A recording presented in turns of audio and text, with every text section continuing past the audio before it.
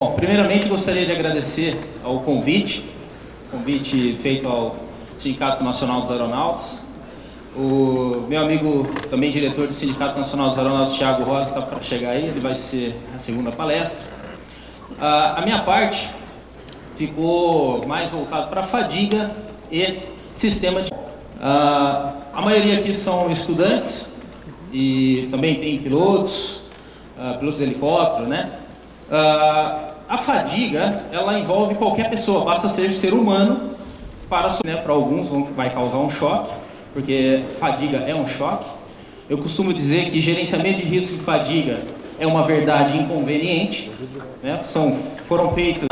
É feito da mesma maneira, há 30 anos. Então, essa proposta de fadiga e gerenciamento de risco de fadiga é uma proposta nova. E tudo que é novo causa o quê? O que acontece? O pessoal fala, não do problema. Mas não é isso, tá? Bom, esse bate-papo com vocês, vou tentar interagir com vocês. Deixa as perguntas para o final. Tem algumas partes técnicas que eu não vou me pegar muito em fórmulas matemáticas, nem isso, mas assim mais um entendimento e plantar uma semente aqui hoje para vocês um dia poder nos substituir, certo? Essa é a nossa vontade. A vontade do Sindicato Nacional dos Aeronautas é formar novos pilotos, cujos pilotos vão representar a categoria. E assim vai mostrar ao mundo que um sindicato, tirando aquela visão de sindicato antiga, e sim um sindicato técnico voltado à ciência e o bem-estar dos pilotos e segurança de voo. Nós temos um bugzinho aqui, mas vamos ver se eu consigo passar. Não está indo, né? Foi. Você que apertou aí? Tá bom. Bom, então nós vamos ter que fazer um manual aqui, tá? Então, viramos Boeing, né? Estávamos no Airbus aqui, mas agora virou Boeing. Boeing é na mão, certo? Muito bem. Então, ó, fadiga e FRMS. Pode passar, por favor. Então, eu queria saber de vocês agora, como é que se mede a fadiga? Como é que você fala assim? Como que eu estou hoje? Então, ó, de 1 a 7, sendo 1 muito alerta e o 7 muito sono. Como é que vocês estão agora? Vou escolher um, né? Se ferrou, né? Você, como é que você está? De 1 a 7. 5. Senhorita? Pode ser você mesmo. 7. Muito bem, ela já falou o seguinte, está com muito sono. Né? Muito bom para começar a palestra de fadiga. Né? Muito bom para começar. Muito bem, então vamos lá. Porque isso é uma escala de sonolência, chamada Sam-Pirelli Scale. Então, essa escala de sonolência é o que determina como que a gente vai saber que uma pessoa ela está com o seu nível de alerta reduzido. Então, como é que eu sei que uma pessoa está com o nível de alerta reduzido? O que eu tenho que fazer? Perguntar. Né? Não tem como prever, certo? Então, eu tenho que perguntar para essa pessoa. E essa aqui é uma escala que pode ser utilizada pelo gestor de fadiga dentro das empresas, ou no batalhão, ou na divisão, ou na sua unidade familiar. Né? A unidade de medida, você vai perguntar para sua esposa, você, de 1 a 7, como é que você está agora? Muito bem. E aí vem a pergunta, por que 7? Ela falou que estava com 7. Por que ela está com 7? Quem arrisca falar? É normal. Agora, nesse momento aqui, são 7h35, passando um pouquinho por início. Por que é normal a gente estar ali entre 5, 6, 7, 5, 6, 7? Por quê? Quem chuta aí? Oi? Final do dia. Muito bem, ele acertou. É porque o tempo que nós estamos acordados já é alto. Nós estamos acordados. Quem que acordou aqui 5 horas da manhã? Levanta a mão. Quem acordou às 7? Maioria. Às 9. Ó, já começou a diminuir, né? Às 10. Às 11. Mentira. Muito bem. Então, olha lá, acordou às 11. Muito bem. Então, por que nós vamos nos sentindo mais cansados quando nós estamos chegando ao final do dia? porque nós estamos há mais tempo acordados. E é aí que entra a fadiga. Pode passar o próximo, por favor? 2 cliques. Muito bem, pode dar mais um aí. Aí o pessoal fala assim: pô, mas no final do dia eu estou cansado. Ou então eu estou estressado. Muito bem, qual a diferença entre o estresse e o cansaço? Nós não vamos entrar porque a maioria aqui é aluno de ciências aeronáuticas, não é? Vocês devem ter matéria disso, certo? Então eu não vou ficar aprendendo isso aqui, né? Não é aula, certo? Muito bem, então vamos dar um exemplo. Você chega numa partida de futebol, logo no começo da partida de futebol, você começou a partida, você está bem, não está? Está cansado? E no final da partida? Você está cansado, você não está estressado e você também não está com fadiga. Você está o quê? Cansaço. É o cansaço físico, por um exercício físico. E o estresse? Por exemplo, passei o dia no trabalho fazendo um relatório ou um trabalho para entregar para o professor, senão eu vou reprovar. O seu nível de estresse foi elevado. Você teve cansaço físico? Não, mas você teve o estresse mental. Pode passar o próximo? E a fadiga? Onde entra a fadiga nisso? Então, um histórico rápido sobre os acidentes fatais, onde o fator contribuinte foi a fadiga. Logicamente, eu não vou falar um por um, tá? Está aqui no slide. O slide está disponível, eu já deixei aí, tá? Quem quiser utilizar, pode utilizar, não tem problema nenhum. Copia, cola, está autorizado. Beleza? Né? O importante é o conhecimento a gente divulgar, passar para o maior número de pessoas possível. Muito bem. Então nós temos alguns acidentes. 93, 94, 97, 99, 2001, 2002, 2004, 2005. Cara, nós tivemos um acidente por ano causado por fadiga e ninguém fez nada. Por quê? Por que esse congelamento? Porque ninguém sabia direito o que estava acontecendo. Pode passar o próximo, por favor? Aí nós tivemos ali, ó, em 86, quem já ouviu falar desse acidente? Os engenheiros estavam fazendo um teste nuclear com 23 horas de jornada de trabalho. Olha lá, ó. Eles já estavam há mais de 13 horas somente naquele momento, só naquela função, fazendo um teste nuclear. O que aconteceu? Afetados pela fadiga, cometeram erros de julgamento e explodiram uma usina. Próximo slide, por favor. Exxon Valdez, comandante. Aqui teve também bebida alcoólica, tá? Aqui ele também tinha ingerido bebida alcoólica, mas a fadiga também estava presente. Ele fazendo uma manobra próximo de pedras, né, de rochas, acabou colidindo. Existe um áudio, esse acidente a gente estuda no curso do NTSB, com relação à fadiga. A gente pode daí ouvir o áudio, né, do acidente, que eu não sabia também, mas os navios também têm o CVR, né, que nem nós temos aí no avião, o Cockpit Voice Recorder, os navios de grande porte também tem. E a gente pode ouvir o cara falando mole, assim, parece que estava embriagado, né? Quando a gente foi ver, ele já, nesse acidente, ele já estava há mais de 30 horas em serviço. 30 horas em serviço. Das 5 causas do acidente, a fadiga foi mencionada 3 vezes. Próximo tema, por favor. Parece a Luciana Gimenez, né? Próximo tema. Muito bem. Esse acidente já passou na Discovery. Quem já assistiu Mayday, desastre aéreo, né? Todo mundo aqui já assistiu, também assisto direto. Muito bem. Lembra de um acidente que a janela de um avião saiu e o comandante ficou preso por lá de fora? E o copiloto daí faz a maior manobra, né? Na Discovery ali, eles dão uma valorizada. E aí o cara simplesmente fez o pouso ali, né? Isso aqui, ó, o mecânico, quando estava fazendo a manutenção dessa janela, estava fazendo essa manutenção na madrugada, sem dormir. Então a acuidade visual dele foi reduzindo, e quando ele foi escolher lá os parafusos, acabou escolhendo errado. Próximo slide, por favor. Muito bem. Aí começa, vocês viram que aconteceram vários acidentes e ninguém fazia nada, certo? Ninguém fazia nada. Nego morrendo, aviação caindo, e ninguém faz nada. É assim mesmo, viu? É uma latência.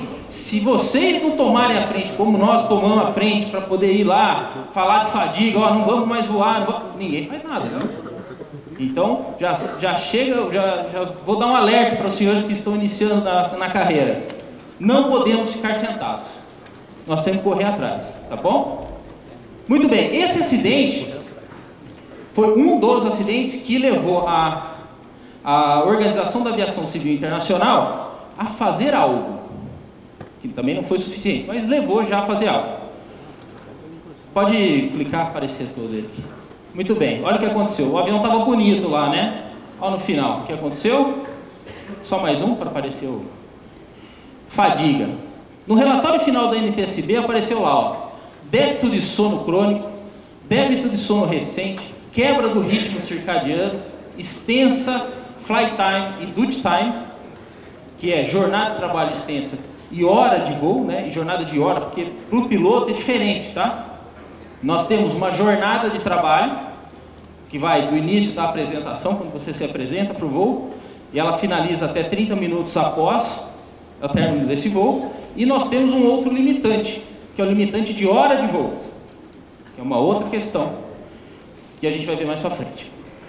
Julgamento prejudicado, tomada de decisão errônea. Pode ir para o próximo. Esse foi o principal, o que fez com que a NTSB mudasse, né? Esse avião, saindo de uma cidade para Buffalo,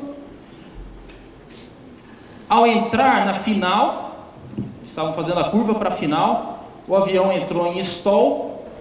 Todo mundo já está fazendo o curso, muitos já são pilotos. Como é que um piloto recupera do stall? Quem lê? Pergunta em prova, hein? O professor já está vendo aqui para ver quem responde essa.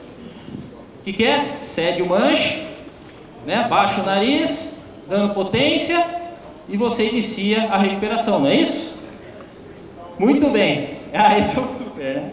Muito bem. Como é que nós vamos fazer aqui? O que o comandante fez nesse daqui? Vocês já leram o relatório desse? O comandante puxou o manche e tirou potência. Ou seja, ele fez ao contrário. Mas como pode um comandante com mais de 10 mil horas de voo, uma copiloto experiente, fazer uma atitude tão diferente do que era esperado? Coisa que a gente aprende no PP. Fadiga.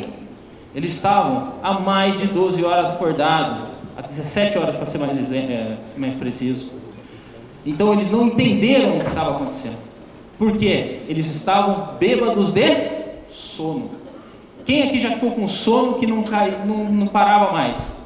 Aula de Direito Aeronáutico. Tem um professor aí? Não? Tá ali, ó. Ó, professor. Direito Aeronáutico é a galera estola, né? É duro, eu sei, eu já fui aluno. Muito bem. Próximo. Bom, deixa eu só ler aqui rapidinho para vocês. O que nós tivemos como resultado desse acidente? 2 pilotos mortos, 2 comissários mortos, 45 passageiros, uma pessoa no solo morta, perda total da aeronave. Por que esse acidente modificou tudo? Porque os familiares foram pressionar o Congresso, né? Para alguns vai causar um choque, porque fadiga é um choque. Eu costumo dizer que gerenciamento de risco de fadiga é uma verdade inconveniente, né? É feito da mesma maneira, há 30 anos. Então, essa proposta de fadiga e gerenciamento de risco de fadiga é uma proposta nova. E tudo que é novo causa o quê? O que acontece? O pessoal fala, não, é do problema. Mas não é isso, tá? Bom, esse bate-papo com vocês, vou tentar interagir com vocês. Deixa as perguntas para o final. Tem algumas partes técnicas que eu não vou me pegar muito em fórmulas matemáticas, nem isso, mas assim mais um entendimento e plantar uma semente aqui hoje para vocês um dia poder nos substituir, certo? Essa é a nossa vontade. A vontade do Sindicato Nacional dos Aeronautas é formar novos pilotos, cujos pilotos vão representar a categoria e assim vai mostrar ao mundo que um sindicato tirando aquela visão de sindicato antiga, e sim um sindicato técnico voltado à ciência e o bem-estar dos pilotos e segurança de voo. Nós temos um bugzinho aqui, mas vamos ver se eu consigo passar. Não está indo, né? Foi. Você que apertou aí? Tá bom. Bom, então nós vamos ter que fazer um manual aqui, tá? Então, viramos Boeing, né? Estávamos no Airbus aqui, mas agora virou Boeing. Boeing é na mão, certo? Muito bem. Então, ó, fadiga e FRMS. Pode passar, por favor. Então, eu queria saber de vocês agora, como é que se mede a fadiga? Como é que você fala assim, ah, como que eu estou hoje? Então, ó, de 1 a 7, sendo 1 muito alerta e o 7 muito sono. Como é que vocês estão agora? Vou escolher um, né? Se ferrou, né? Você, como é que você está? De 1 a 7. 5. Senhorita? Pode ser você mesmo. 7. Muito bem, ela já falou o seguinte, está com muito sono. Né? Muito bom para começar a palestra de fadiga. Né? Muito bom para começar. Muito bem, então vamos lá. Porque isso é uma escala de sonolência, chamada Sam-Pirelli Scale. Então, essa escala de sonolência é o que determina como que a gente vai saber que uma pessoa ela está com o seu nível de alerta reduzido. Então, como é que eu sei que uma pessoa está com o nível de alerta reduzido? O que eu tenho que fazer? Perguntar. Né? Não tem como prever, certo? Então, eu tenho que perguntar para essa pessoa. E essa aqui é uma escala que pode ser utilizada pelo gestor de fadiga dentro das empresas, ou no batalhão, ou na divisão, ou na sua unidade familiar. Né? A unidade de medida, você vai perguntar para sua esposa, você, de 1 a 7, como é que você está agora? Muito bem. E aí vem a pergunta, por que 7? Ela falou que estava com 7. Por que ela está com 7? Quem arrisca falar? É normal. Agora, nesse momento aqui, são 7h35, passando um pouquinho por início. Por que é normal a gente estar ali entre 5, 6, 7, 5, 6, 7? Por quê? Quem chuta aí? Oi? Final do dia. Muito bem, ele acertou. É porque o tempo que nós estamos acordados já é alto. Nós estamos acordados. Quem que acordou aqui 5 horas da manhã? Levanta a mão. Quem acordou às 7? Maioria. Às 9. Ó, já começou a diminuir, né? Às 10. Às 11. Mentira. Muito bem. Então, olha lá, acordou às 11. Muito bem. Então, por que nós vamos nos sentindo mais cansados quando nós estamos chegando ao final do dia? Porque nós estamos há mais tempo acordados. E é aí que entra a fadiga. Pode passar o próximo, por favor? 2 cliques. Muito bem, pode dar mais um aí. Aí o pessoal fala assim, pô, mas no final do dia eu estou cansado. Ou então eu estou estressado. Muito bem, qual a diferença entre o estresse e o cansaço? Nós não vamos entrar, porque a maioria aqui é aluno de ciências aeronáuticas, não é? Vocês devem ter matéria disso, certo? Então eu não vou ficar aprendendo isso aqui, né? Não é aula, certo? Muito bem, então vamos dar um exemplo. Você chega numa partida de futebol, logo no começo da partida de futebol. Você começou a partida, você está bem, não está? Está cansado? E no final da partida? Você está cansado, você não está estressado e você também não está com fadiga. Você está o quê? Cansaço. É o cansaço físico, por um exercício físico. E o estresse? Por exemplo, passei o dia no trabalho fazendo um relatório ou um trabalho para entregar para o professor, senão eu vou reprovar. O seu nível de estresse foi elevado. Você teve cansaço físico? Não, mas você teve o estresse mental. Pode passar o próximo? E a fadiga? Onde entra a fadiga nisso? Então, um histórico rápido sobre os acidentes fatais, onde o fator contribuinte foi a fadiga. Logicamente, eu não vou falar um por um, tá? Está aqui no slide. O slide está disponível, eu já deixei aí, tá? Quem quiser utilizar, pode utilizar, não tem problema nenhum. Copia, cola, está autorizado. Beleza? Né? O importante é o conhecimento a gente divulgar, passar para o maior número de pessoas possível. Muito bem. Então nós temos alguns acidentes. 93, 94, 97, 99, 2001, 2002, 2004, 2005. Cara, nós tivemos um acidente por ano causado por fadiga e ninguém fez nada. Por quê? Por que esse congelamento? Porque ninguém sabia direito o que estava acontecendo. Pode passar o próximo, por favor? Aí nós tivemos ali, ó, em 86, quem já ouviu falar desse acidente? Os engenheiros estavam fazendo um teste nuclear com 23 horas de jornada de trabalho. Olha lá, ó. Eles já estavam há mais de 13 horas somente naquele momento, só naquela função, fazendo um teste nuclear. O que aconteceu? Afetados pela fadiga, cometeram erros de julgamento e explodiram uma usina. Próximo slide, por favor. Exxon Valdez, comandante. Aqui teve também bebida alcoólica, tá? Aqui ele também tinha ingerido bebida alcoólica, mas a fadiga também estava presente. Ele fazendo uma manobra próximo de pedras, né, de rochas, acabou colidindo. Existe um áudio, esse acidente a gente estuda no curso do NTSB, com relação à fadiga. A gente pode daí ouvir o áudio, né, do acidente, que eu não sabia também, mas os navios também têm o CVR, né, que nem nós temos aí no avião, o Cockpit Voice Recorder, os navios de grande porte também tem. E a gente pode ouvir o cara falando mole, assim, parece que estava embriagado, né? Quando a gente foi ver, nesse acidente, ele já estava há mais de 30 horas em serviço.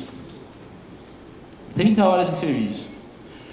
Das 5 causas do acidente, a fadiga foi mencionada 3 vezes. Próximo tema, por favor. Parece a Luciana Gimenez, né? Próximo tema. Muito bem. Esse acidente já passou na Discovery. Quem já assistiu Mayday, Desastre Aéreo, né? Todo mundo aqui já assistiu, também assisto direto. Muito bem. Lembra de um acidente que a janela de um avião saiu e o comandante ficou preso por lá de fora?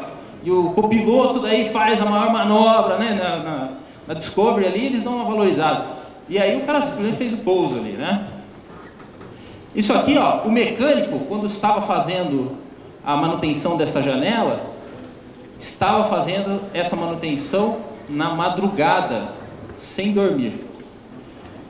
Então a acuidade visual dele foi reduzindo, e quando ele foi escolher lá os parafusos, acabou escolhendo errado.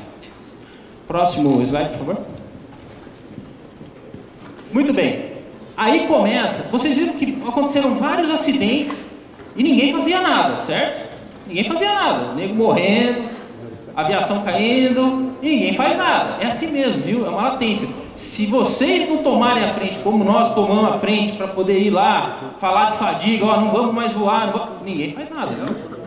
Então, já chega, já vou dar um alerta para os senhores que estão iniciando na carreira. Não podemos ficar sentados. Nós temos que correr atrás, tá bom? Muito bem, esse acidente foi um dos acidentes que levou a Organização da Aviação Civil Internacional a fazer algo, que também não foi suficiente, mas levou já a fazer algo. Pode clicar, aparecer todo ele aqui. Muito bem, olha o que aconteceu. O avião estava bonito lá, né? Olha no final, o que aconteceu? Só mais um para aparecer o... Fadiga. No relatório final da NTSB apareceu lá, ó, débito de sono crônico, débito de sono recente, quebra do ritmo circadiano, extensa flight time e duty time, que é jornada de trabalho extensa e hora de voo, né? E jornada de hora, porque para o piloto é diferente, tá? Nós temos uma jornada de trabalho, que vai do início da apresentação, quando você se apresenta para o voo, e ela finaliza até 30 minutos após o término desse voo, e nós temos um outro limitante, que é o limitante de hora de voo, que é uma outra questão, que a gente vai ver mais para frente. Julgamento prejudicado, tomada de decisão errônea. Pode ir para o próximo. Esse foi o principal, o que fez com que a NTSB mudasse, né? Esse avião, saindo de uma cidade para Buffalo, ao entrar na final, estavam fazendo a curva para a final, o avião entrou em stall. Todo mundo já está fazendo o curso, muitos já são pilotos. Como é que um piloto recupera do stall? Quem lê? Pergunta em prova, hein? O professor já está vendo aqui para ver quem responde essa. O que é? Cede o manche, né? Baixa o nariz, dando potência, e você inicia a recuperação, não é isso? Muito bem. Ah, esse é o super, né? Muito bem. Como é que nós vamos fazer aqui? O que o comandante fez nesse daqui? Vocês já leram o relatório desse? O comandante puxou o manche e tirou potência. Ou seja, ele fez ao contrário. Mas como pode um comandante com mais de 10 mil horas de voo, uma copiloto experiente, fazer uma atitude tão diferente do que era esperado? Coisa que a gente aprende no PP. Fadiga. Eles estavam há mais de 12 horas acordados, há 17 horas para ser mais preciso. Então eles não entenderam o que estava acontecendo. Por quê? Eles estavam bêbados de sono. Quem aqui já ficou com sono que não parava mais? Aula de Direito Aeronáutico. Tem um professor aí? Não. Tá ali, ó. Ó, professor. Direito Aeronáutico é a galera estola, né? É duro, eu sei, eu já fui aluno. Muito bem. Próximo. Bom, deixa eu só ler aqui rapidinho para vocês. O que nós tivemos como resultado desse acidente? 2 pilotos mortos, 2 comissários mortos, 45 passageiros, uma pessoa no solo morta, perda total da aeronave. Por que esse acidente modificou tudo? Porque os familiares foram pressionar o Congresso. Não, você chama um cara do lado para ver que o outro está dormindo. Aí o outro vai falar, ó, lá, tá dormindo. Hoje em dia tem WhatsApp, YouTube, não sei o que, o cara já, pá, vamos filmar, né? E aí, a aula comendo ali, professor ali de Direito Aeronáutico lá. E aí, vai, todo mundo, chega um momento que todo mundo está olhando pro cara. E aí vem ele naquele sono profundo e acorda. O que a classe faz? Cai no riso. É ou não é? Porque nós somos assim mesmo, né? Bom, e muitas vezes o professor está olhando também. Quando não é ele que está filmando, né? Beleza. Então, o que é isso? É quando você não resiste mais ao sono. Tem como resistir ao sono? Não. E aí acontece isso daqui. Pode passar o vídeo. Aí o cara estava lá dirigindo e de repente começa a vir o sono, olha lá, dormiu. 1, 2, 3, foi, ah lá, acordou. 3 segundos. 3 segundos.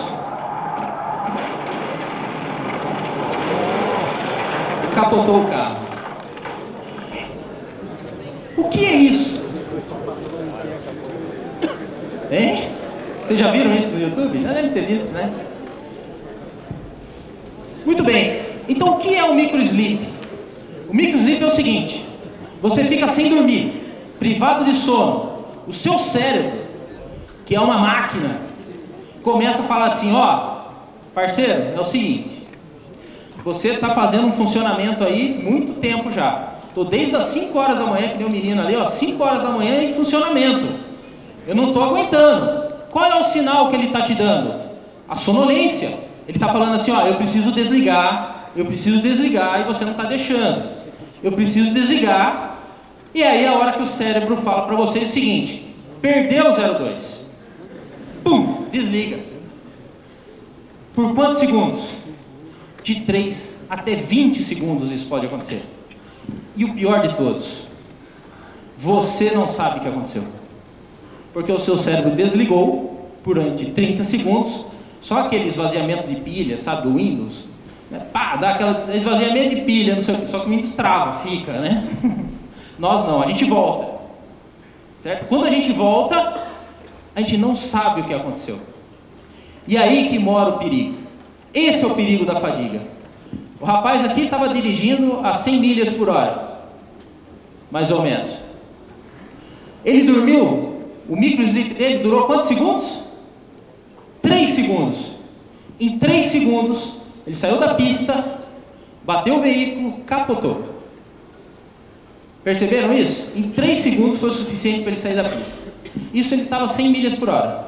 E um piloto fazendo uma aproximação, aviação militar, vem no Mirage, vem no ANX, vem o Boeing, o Airbus, na final, e o cara dorme 3 segundos. Sabe o que vai acontecer? 3 segundos é o tempo da cabeceira, do cruzamento da cabeceira ao toque. Ou seja, se ele dormir ali, ele passa a pista. O que aconteceu naquele Air India?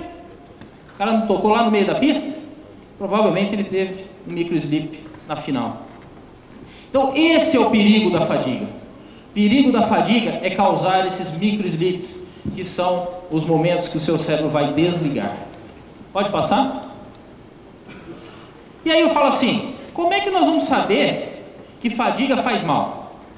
Eu participei de um estudo nos Estados Unidos, onde 2 grupos de pilotos, eu fiquei no grupo, eles dividiram o grupo de pilotos da seguinte maneira: um grupo vai ficar privado de sono e o outro grupo vai ficar embriagado, vai tomar umas doses ali de álcool. Adivinha onde o Brazuca ficou? Do sono. Os gringos não iam deixar, né? Vai falar, vai beber uísque bom aqui? Não, vai ficar lá nos privados de sono. E aí eles fizeram uma comparação. Uma pessoa com 17 horas acordado apresentou um tempo de alerta, um tempo de reação igual a uma pessoa que tinha uma concentração de álcool no sangue de 0,05%. Aí vem a pergunta: você pode beber e dirigir? Não pode. Tu não pode, lógico que não pode. Tá certo? Não pode. Né? Se beber, não dirija. Exatamente. Por quê? Ocorreram muitos acidentes por causa da embriaguez. A embriaguez causa lentidão e bobagens, né? Alguns acordam com uma pessoa que não é bem uma pessoa, né? Muito bem. Aí o cara fica meio, né? Fica difícil o negócio. Muito bem. Aí ele fala, não me lembro disso, não fui eu, né? Bom, mas voltando aqui, então 17 horas acordado equivale a uma pessoa embriagada. Aí eu falo assim, ó, as normas da FAA e da ANAC, a ANAC no RBH 91 antigo, dizia o seguinte, como era um copia e cola, né? Copiou, colou, trouxe da FAA. Proíbe a operação de aeronaves quando o índice é igual ou superior a 0,04. Ok? Aí veio o RBAC 120. Alguém já ouviu falar do RBAC 120? É proibido, ou seja, tolerância zero, o piloto não pode voar com nenhum tipo de substância psicoativa em seu sangue, no seu organismo. Isso inclui álcool, drogas, remédios controlados, etc. Então vem a pergunta: por que então permitimos que os pilotos no Brasil voem embriagados de sono? Por quê? Essa é a mesma resposta que a gente recebe quando a gente pergunta esse tipo de coisa. Muito bem, entenderam isso aqui? Vamos para o próximo então, por favor. Então agora eu vou listar para vocês o que nós precisamos saber: causas da fadiga e fatores de risco, os sintomas da fadiga e o que os operadores, as empresas e os tripulantes devem fazer. Próximo. Então, causas da fadiga a gente já falou. É a falta de sono, estresse, ansiedade, quebra do ciclo circadiano e a própria saúde da pessoa. Próximo. Fatores de risco hoje que a gente enxerga no Brasil como jornadas de trabalho prolongada, escala de trabalho em turnos. Lembre-se, a lei do aeronauta que regula a lei 7.183 de 84 tem mais de 30 anos. Esse estudo não existia na época da fadiga, ou seja, a atual lei ela não contempla fadiga. Ela não contempla fadiga. Portanto, hoje é permitido você ter escalas de trabalhos em turnos, sem nenhum tipo de pesquisa científica, períodos de sono, trabalho conflitando com o ritmo circadiano, quantas vezes você quiser. Pode hoje um piloto voar 6 madrugadas seguidas? Podia até a hora que o sindicato entrou. Quando nós do sindicato chegamos e falamos assim, não dá. Só pode 2, a terceira não, porque é muito arriscado, nós não vamos fazer. E aí construiu-se um acordo com as empresas e hoje as empresas não fazem. Mas a lei permite. Mudanças de rotação na escala, ou seja, hoje é de manhã, amanhã é à tarde, depois é à noite, depois é de manhã de novo, a gente nunca sabe para onde a gente vai. Escalas de trabalho imprevisíveis, né? Você chega no aeroporto, aí, é lá em São Paulo, né? Choveu, alagou as marginais, nenhum passageiro chega, mas o tripulante tem que chegar, né? A empresa fala assim, não, o tripulante tem que chegar. Mas como? De barco? Mas não tem como. Não, o passageiro tudo bem, não chegar tem a desculpa. Mas o tripulante não, o tripulante tem que chegar. Aí você chega lá, pousa lá, logicamente o tripulante não chegou. Aí vem, você já pronto para ir para casa, ver sua esposa e tal. O cara fala assim, não, continua o voo porque os caras não chegaram. Isso tudo a lei atual permite. Isso tudo aqui é para introduzir o assunto que o Thiago vai falar depois. Muito bem. Falta de períodos de sono, sono interrompido, oportunidades inadequadas para práticas de exercício, alimentação pobre, elementos estressores. Próximo. Então vamos lá. Quais são os sintomas da fadiga então? Reações lentas, redução do alerta situacional, redução na capacidade de concentração, fixação. Quem aqui já não pegou vidrado assim num negócio só? Fica olhando por nada, né? Bocejo, muito bom, lembraram? Eu gosto da plateia que são todos especialistas em fadiga. Quer ver? Ó, já vamos ver os sinais. Olha lá, irritação nos olhos. A pessoa começa a fazer assim, bocejo. O bocejo. Começa a se espreguiçar, né? O que mais? Vamos ver mais um aqui. Ali já dormiu. Deixa pra lá. Ali já dormiu, não vai dar. Microslips. Muito bom. Distração. Não sabe nem mais quem é o nome do palestrante, né? Ainda bem que o professor aqui falou que vai cobrar isso no próximo trabalho. Então todo mundo está anotando. Isso é bom. Próximo. Pô, falei do bocejo, né? O que é o bocejo? O bocejo é um alerta que o seu cérebro está te dando, falando assim, olha, eu vou parar, preciso me oxigenar. Aí você faz o bocejo para uma oxigenação maior do seu cérebro. Bom, e o que os operadores devem fazer? O que as empresas deveriam já estar fazendo? Algumas já fazem algumas coisas, mas ainda está isolado. Mas ó, tá aqui, a receita do bolo está aqui. Ter uma atenção especial quando escalando tripulantes para programações que adentrem a madrugada ou muito cedo. Ou seja, a noite não é feita para dormir? Presta mais atenção quando for escalar o tripulante nesses momentos, madrugadas, etc. Planeje um tempo adequado para o tripulante. Não adianta falar assim, ó, você vai pousar agora, daqui 12 horas você vai sair. Mas eu demoro 3 horas para chegar no hotel, 3 horas para voltar. A lei atual permite. Em 12 horas de descanso é o mínimo que a gente pode ter no hotel, por exemplo. Só que esses 12 horas é do corte do motor até o acionamento do motor. Aí você pega assim, você tem que sair do aeroporto, ir até o hotel, que normalmente demora 1 hora. Então você demora uma meia hora para sair do aeroporto, mais 1 hora para chegar no hotel. Depois você demora mais 1 hora para sair do hotel. 1 hora antes da saída do hotel, já são menos 4. De 12 sobrou 8. O que você vai ter que fazer em 8 horas? Comer, dormir 8 horas, né? Que é o mínimo. Tomar banho, não, aí pula. Não deu. Aí pula. E aí o piloto, o tripulante começa a escolher. Ou eu como, ou eu cago. Porque senão eu não sei o que eu vou fazer. É ou não é?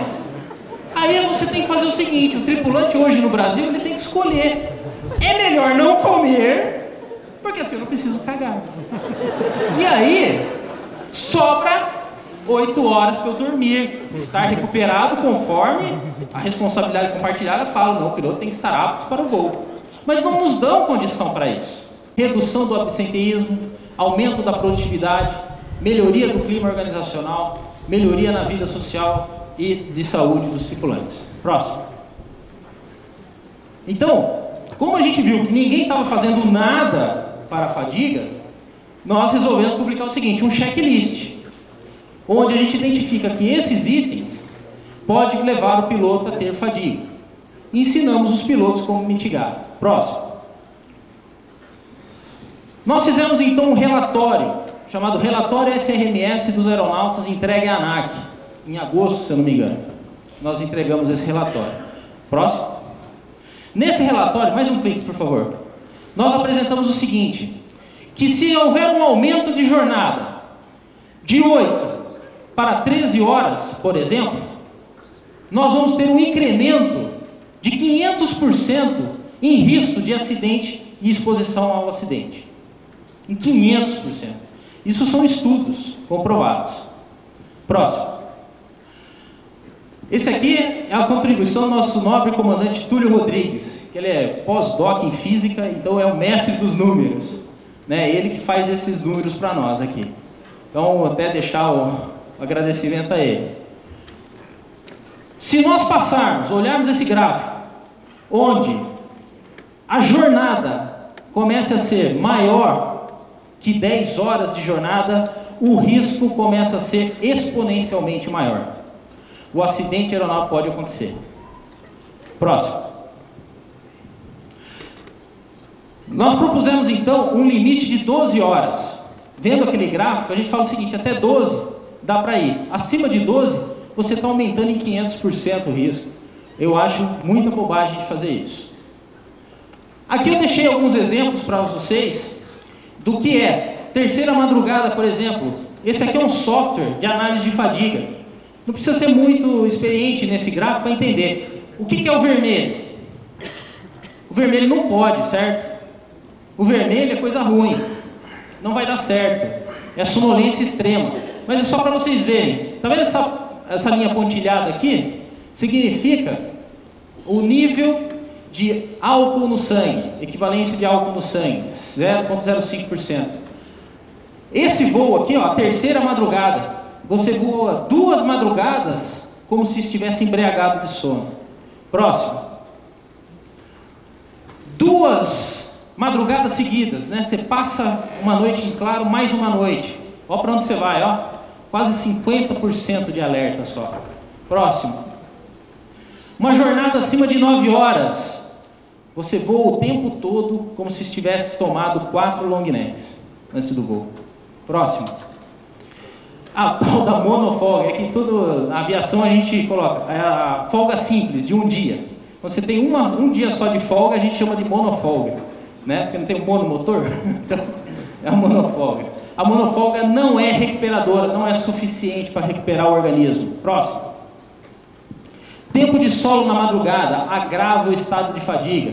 Próximo. Quando você se apresenta cada dia mais cedo, também agrava a fadiga. Próximo.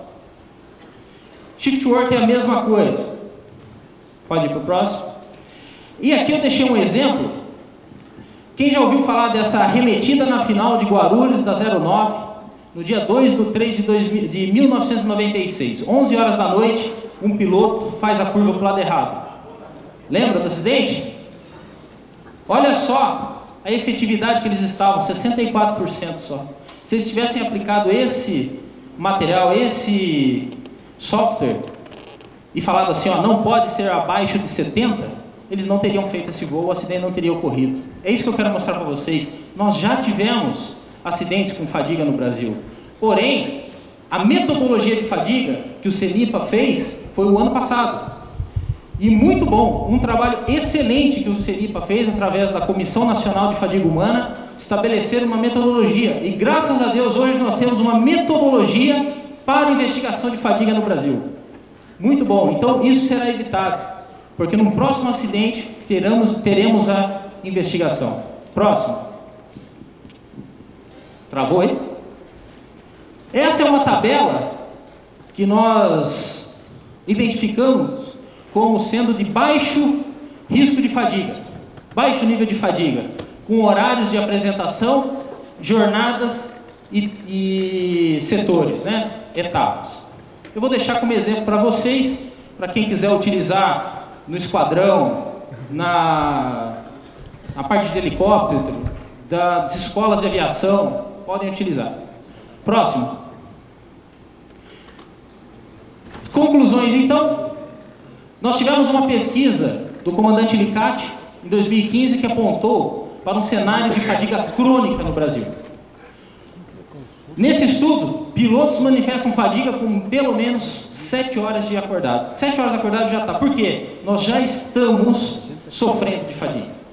Próximo. Folgas simples devem ser evitadas. Você sempre tem que ter 2 folgas seguidas. As áreas de perigo nas segundas madrugadas são cerca de 10 vezes maiores do que nas primeiras. Ou seja, quando você voa na segunda madrugada já é o perigo maior. Próximo. Programações de voos sucessivas pela manhã entre 6 e 8 também geram um grande débito de sono, que causa fadiga. Nós temos um aumento de 12 para 13 horas, leva a um aumento de 40% no risco relativo ao acidente. Próximo. Bom, aqui eu vou deixar um exemplo do que a gente aprendeu com tudo isso, que não adianta, eu queria deixar isso aqui bem claro. Ó. As regulações dos estados não podem ser baseadas numa estratégia de copy and paste. Limites adequados para um estado podem gerar riscos potenciais para outros estados. Por exemplo, se a gente copia a regra americana, onde o tempo de deslocamento de um piloto é de 15 minutos, e vem para o Brasil, que a realidade é de 3 horas em São Paulo, você causa fadiga. E aí, a responsabilidade compartilhada, metade é do piloto, metade é da empresa, agora a gente divide por 30, né? Vai ser 33% do piloto, 33% do operador e 33% do regulador. Então temos que tomar muito cuidado quando escrevemos o regulamento para a fadiga no Brasil. Próximo. Nós temos um projeto, uma perspectiva futura, é o projeto Fadigômetro, certo? Ser jovem, não ser rebelde, né? Não tem jeito. Não tem um impostômetro? Existe o impostômetro, não existe? Então nós queremos criar o Fadigômetro, para ver se alguém faz alguma coisa, né? Então nós estamos pensando, a partir do ano que vem, a partir de janeiro do ano que vem, através de uma metodologia científica, monitorar o nível de alerta dos aeronautas no Brasil. Através de verificação de suas escalas, relatos de fadiga, e dar um mapa. Falar, ó, o Brasil está com tanto de nível de fadiga. Próximo. Vou deixar aqui os agradecimentos às 4 instituições, né, o Sindicato Nacional dos Aeronautas, a ABRAPAC, a Associação Brasileira dos Pilotos de Aviação Civil, a ASAGOL, Associação dos Tripulantes da GOL, a ATT, a Associação dos Tripulantes da TAM. Também temos aqui os agradecimentos ao Stephen Hirsch e às Universidades de São Paulo, Instituto Behaviors e o CENIPA, que tem sido um grande contribuinte para nós também. Próximo. Então, como construir um FRMS no Brasil? Nós temos que ter 3 forças atuando juntos. Os aeronautas, através de seus representantes. Os operadores, através de seus representantes. E a agência reguladora. Quando a gente fechar esse elo, nós vamos construir um bom regulamento sobre fadiga. Bom, gente, muito obrigado. Tentei aqui deixar o meu recado. Pode pôr no último slide. Vou deixar o meu e-mail de contato. Quem quiser mais trabalhos, nós temos uma infinidade de projetos, artigos científicos. Não sei se vocês vão fazer TCC. Nosso Brasil necessita de pessoas que contribuam com ciência, com projetos, com trabalhos acadêmicos. Quem quiser, o sindicato também ele deixa a porta aberta para os senhores. Quem quiser fazer algum trabalho de TCC, conclusão de curso em qualquer área, pode ser de fadiga, radiação cósmica, ergonomia, CRM, Threat and Error Management e qualquer outra coisa que vocês acharem que precisem, podem contar conosco. Nós vamos auxiliá-los com projetos, com trabalhos e tudo, porque o Brasil precisa de pessoas como nós, pessoas que estão estudando e produzindo material. Meu muito obrigado e até uma próxima.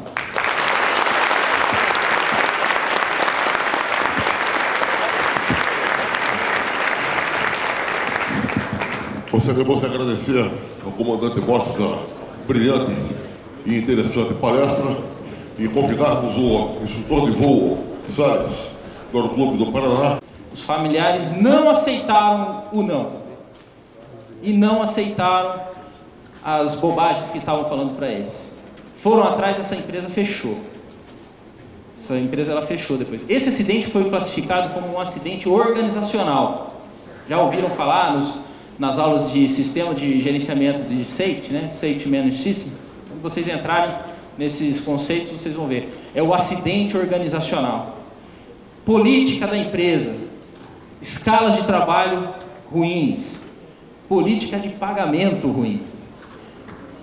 O que acontecia aqui? Ainda acontece nos Estados Unidos. O piloto recém-formado vai para as regionais. E as regionais pagam o pior salário do mundo para eles ali. Nos Estados Unidos. E aí a pessoa se mete a voar sem parar. E às vezes tem até um segundo emprego, porque não é possível. Então, o NTSB classificou esse acidente como um acidente organizacional.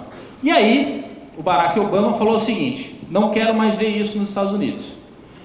Chegou para o Mark Rosenkind, que era o investigador encarregado desse acidente, e falou: ó, você vai propor uma mudança e uma nova legislação. E aí sim iniciou todos os trabalhos com relação à fadiga. Esse acidente ocorreu em 2009 para 2010.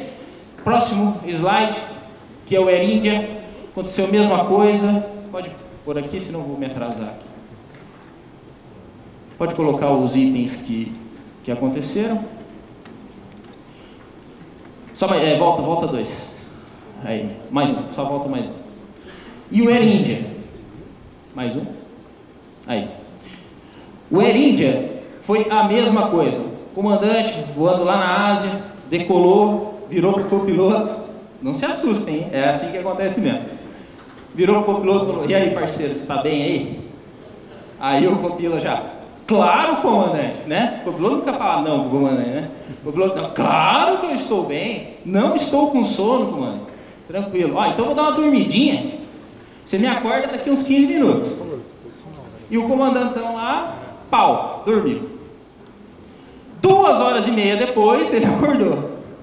Certo? Que era o voo. Já tinha quase 3 horas o voo. Quando ele olhou para o lado, viu o copiloto ali, né, o avião já alto, veloz, raciocínio lento, porém errado, né? Que a gente fala na instrução básica, né, para o aluno, né? Ó, você está lento, raciocínio lento e errado, hein? Muito bem. Vendo o copiloto lá, tentando falar no rádio, fazer descer o avião descendo rápido. Ou seja, o copiloto também dormiu, perceberam? Nessa daqui, no voice record, a gente ouve o ronco do comandante. Bom, né?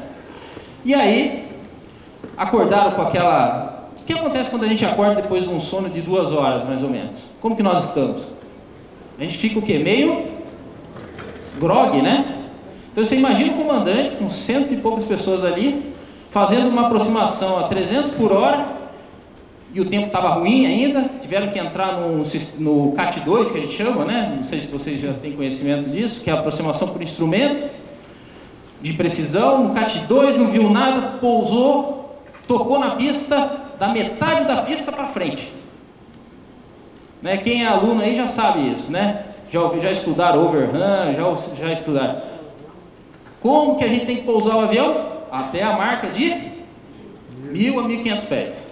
Né? A marca de 1.000 a 1.500 pés você tem que tocar, ou seja, nos primeiros 300 a 450 metros da pista. Se você toca no meio da pista, o que você tem que fazer? Arremeter, ir embora. Não adianta vaidade, não adianta nada nesse momento. Tem que arremeter. Tá ok? Muito bem.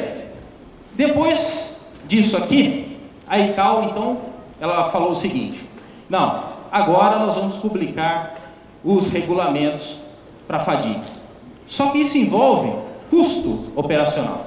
Quando eles começaram a querer bloquear, não pode jornadas de trabalho acima de tantas horas, não pode isso, não pode aquilo, não pode isso, não pode aquilo, a indústria virou e falou o seguinte: isso é caro, isso custa caro.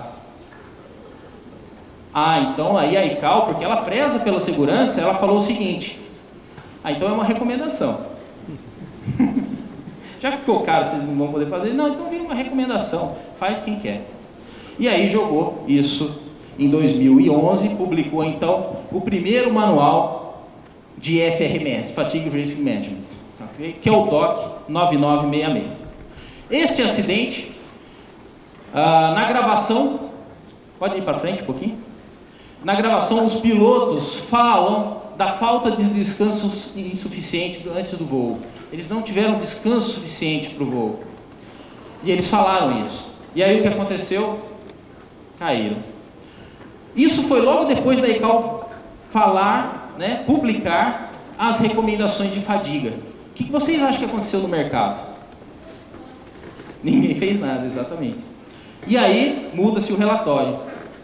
A investigação estava caminhando para a fadiga, agora fadiga virou somente um fator contribuinte nesse acidente. E ainda está em fase final de completar a investigação, mas não vão descartar a fadiga porque ela estava presente. Próximo. Então vem a pergunta: o que desgraça é essa de fadiga? Então tem uma definição da ICAO, da OCI, né? Que é o estado fisiológico de redução da capacidade de desempenho mental ou físico resultante da falta de sono ou vigília estendida. Preste atenção, ó, vigília estendida, falta de sono. Lembra que foi tudo aquele... Lembra os fatores que influenciaram nos acidentes? A gente viu agora há pouco? Está aqui, ó. Fase do ciclo circadiano, carga de trabalho, atividade física, que pode prejudicar o estado de alerta de um tripulante e a habilidade de operar com segurança uma aeronave, ou desempenhar tarefas relativas à segurança. Próximo. E aí ele falou então de ciclo circadiano. O que é ciclo circadiano? Alguém sabe? Ciclo cardíaco é o ciclo durante o dia e noite, né? Muito bem, o que é isso então? Lá na época dos Neandertais, lá, né, quando nós éramos lá, tudo bicho ainda, né? Então, lá na época das cavernas, né? Como é que a gente acordava? Com a luz do sol. Então a luz do sol, quando ela começa a brilhar, entra pelos seus olhos, mesmo com a pálpebra fechada, e ativa uma glândula indicando o seguinte: está na hora de acordar. E o seu corpo começa a produzir o quê? Cortisol. O que é o cortisol? Quem já fez exame de cortisol aí? Todo mundo já fez, nem sabe, né? Cortisol, então quando você vai fazer o exame de cortisol, até que horas você tem que chegar no laboratório? Até as 8 da manhã, lembra? Eu só posso chegar até as 8, por quê? É a hora que eu atinjo o pico de cortisol. E para que o corpo produz o cortisol? Lembra da época das cavernas? Então, para ficar alerta. Porque senão o bicho podia vir e comer toda a sua família, você, a família inteira. E durante a noite, o que acontece? Quando a luz do sol então se apaga, né, se põe, vai acontecer o quê? Queda do metabolismo. Por quê? Você precisa dormir. Então dormir é uma necessidade humana. E aí você vai se apresentar para um voo Guarulhos-Natal, decolagem 23h55, 4 horas de voo. Você vai fazer o que nesse momento? Dormir? Não. O seu corpo fala que você precisa dormir, mas você está falando para o seu corpo o quê? Eu preciso ficar acordado, eu preciso checar o VOR, eu preciso ver minha navegação, onde que eu estou, para onde eu vou, combustível, vai chegar, não vai chegar, meteorologia. Não é isso que o piloto tem que fazer? Então você não vai dormir. Se você não vai dormir, você não vai cumprir uma coisa biológica, uma coisa que vocês foram feitos para fazer. Então a noite é feita para ir para a balada. Boa. Sempre tem alguém que fala ir para a balada, né? Então a noite é feita para dormir. Muito bem. Então esse é o ciclo. O que acontece durante a noite? Vai tendo a queda do metabolismo. Quando for 11 horas da noite, você vai começar a ter uma queda da temperatura corporal. Ao chegar lá pelas 3 horas da manhã, você vai ter o pico mais baixo, né? A parte mais baixa da temperatura corporal vai ficar lá embaixo, entre 3 e 5 da manhã. Esse é o pior momento para se ficar acordado. Por quê? É nesse momento que o seu corpo, devido à baixa temperatura corporal, baixa luminosidade, você está dormindo, inicia então a produção da melatonina.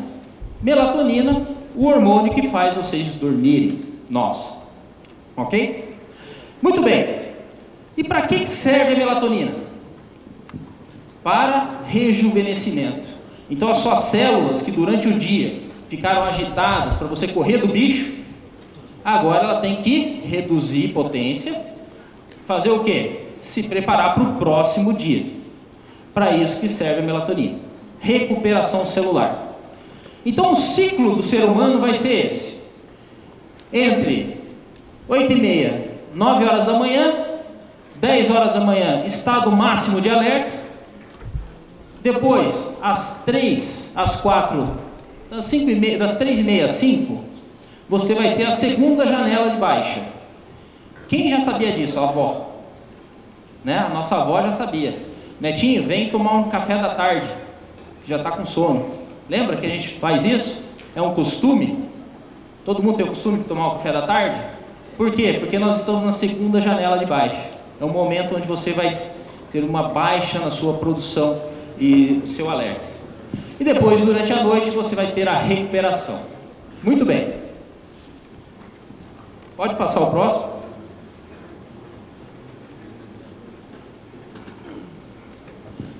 A fadiga é aquela verdade inconveniente que eu gosto de falar, por quê?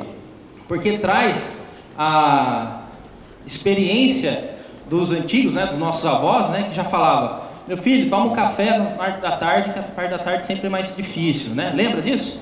Toma um cafezinho, aumenta a produção aí de cafeína. E quem já ficou brigando com o sono, como agora, muitos já estão no estado de fadiga já, estou observando, né? O bom de fadiga é que você fica bom de ver, né? Oh, o cara ali já está indo. E se eu abaixar ainda mais a voz aqui, daí que vai. Muito bem. Quem daqui já teve aqueles 5 minutos de bobeira? Já ouviram falar nesse ditado? Eu gosto de falar desse ditado também. 5 minutos de bobeira. Pô, não sei o que aconteceu, de repente bati o carro. Não sei o que aconteceu, de repente estava... Bom, deixa pra lá. Bom, quem daqui, na escola, principalmente na escola, não é só na escola não, viu? Não é só na sala de aula. Isso vale para tudo. Nós, às vezes, estamos em reuniões pesadas e, de repente, alguém começa a cochilar. O que você faz? Você é um estudante aplicado. O que você faz?